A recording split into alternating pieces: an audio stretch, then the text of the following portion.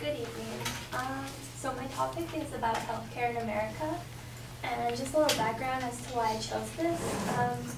2 years ago, I had to have my appendix removed, and then a month later, my brother did too. And the cost for this surgery was like $30,000. But if we lived in like Germany, for example, it would have been $7,000. So that leads me to my proposition that healthcare in America falls behind other countries in terms of quality, while it races farther ahead in the cost of care. My 3 points are that healthcare in America is viewed from a point of profit as a way for companies to get rich off of. My second point is that America's higher spending has failed to produce greater health benefits. And my third point is that America's market for drug pricing is out of control since there's like extreme profiteering by the pharmaceutical companies. So my first point is that healthcare in America is viewed from a point of profit as a way for companies to get rich off of. American doctors are among the highest paid physicians in the world, but they make far less than the people who run the healthcare industry. According to an analysis performed for the New York Times by Comdata Surveys, an insurance CEO makes an average of $584,000, a hospital CEO makes $386,000, and a hospital administrator makes $237,000, compared to $306,000 for a surgeon and $185,000 for a general doctor. My next point is that higher administrative costs are due to healthcare providers having to negotiate payment rates for individuals separately, while in like nationalized healthcare systems, the billing departments are smaller because they have set rates. A 2015 Commonwealth Fund analysis says that administrative costs, including the salaries of staff who handle billing and coding, account for 25% of the total hospital spending, which is more than twice the percentage of what it is in Canada. To cut back on costs, countries like France and Japan use a common fee schedule system so that hospitals, doctors, and health services are paid the similar rates for most of the patients they see. However, in the U.S., how much a healthcare service gets paid depends on what kind of insurance the patient has. So meaning that like healthcare providers can choose the patients who have higher paying insurance compared to like other patients who have insurance that are lower paying. My second point is that America's higher spending has failed to produce greater results in like health benefits. So the difference between health spending as a share of the economy in the U.S. and other developed countries in the world has widened. According to an OECD health statistics database, as of 2015, the total health expenditures as a percent of the GDP, or the measure of the country's economy, was 16.9%, while the comparable country average was about 10.6%.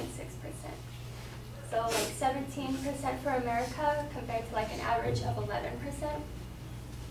My next point is that for heart disease, the U.S. has among like the highest mortality rates.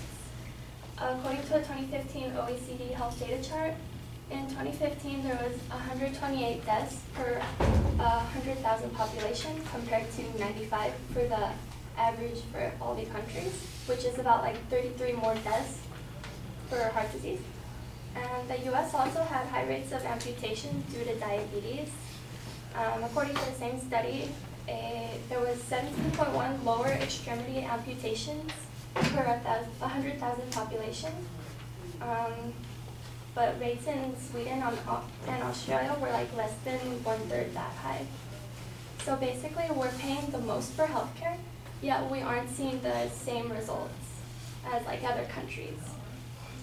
And my last point is that America's free market for drug pricing is going out of control since there is price gouging, or like inflation, and extreme profiteering by the pharmaceutical companies. So drug manufacturers in the U.S. set their own prices, while countries with national health care programs have government entities that like evaluate the cost effectiveness of the drugs, and they set the max prices. A study by the Journal of American Medical Association says that the U.S. has a patent system that allows the drug manufacturers to be the sole manufacturer of the drugs they patent for 20 years or more. And the FDA also gives drug manufacturers exclusivity for the certain products they make, including the ones that treat people with like rare diseases. So that means that these manufacturers are the sole controllers of the price for these prescription drugs, and they get to like increase the price as they see fit. My last point is that high drug prices can worsen patient treatments. Roy Gahori, Vice President and Chief Pharmacy Officer at Ascension Health, says that drug prices change the way doctors practice medicine. If a patient can't afford a drug, then a doctor won't want to like prescribe it. And some patients don't even like take their prescriptions. They don't get them filled, or they skip doses to like save money, which negatively affects the efficiency of the treatment. Not to mention like the stress that people have from high medical bills, especially like with cancer patients. Their stress is like through the roof because they have so high medical bills. So in conclusion, American healthcare falls behind other countries, and this is because healthcare is seen from like a point of profit, and then higher spending does not equal greater results, and then finally prescription drug prices are too high.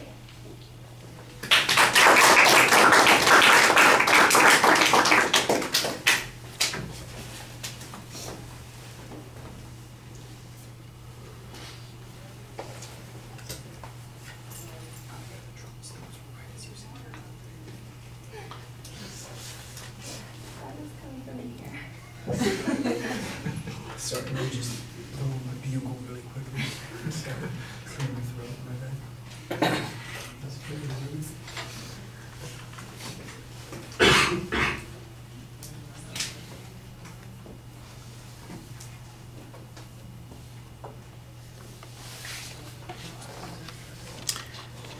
I assume it's probably another speech class and they have somebody doing a presentation next door and they're doing some demonstration or something. Hopefully it won't keep repeating. If it does keep repeating, we'll have a conversation with them. An argument?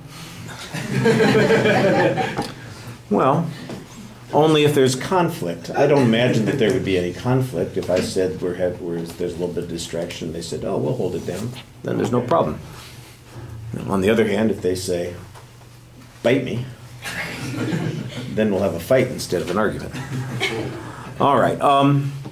The subject's clear. I think the proposition is phrased a little bit awkwardly. You've got kind of a multiple claim based on it, so it needs to be simplified a little bit, but there's a good preview of what the supporting points are going to be. You do need to project a little bit more when you're speaking. I got a couple of other comments about delivery too. I'll save those for the end. It's well organized in the body of the speech. I can tell what the supporting points are, and you label them as you get to them. There's a lot of information in the presentation. There are some assumptions about what the information means, that you're kind of connecting things causally, and I'm not exactly sure that that is the source of the particular problem. For instance, you mention you do comparisons between other countries and the United States when it comes to both costs and the frequency of particular diseases. The question about the diseases, for instance, the notion that that's related to the healthcare system, that's a big assumption there. The cost issue is probably something that's a little bit more comparable. I thought that you did a good job citing the sources in most of the parts of the speech. There's a lot of statistical information that kind of runs together, so you got to be careful about that. You did have the right amount of time, so you did need to kind of go at the rate that you were going.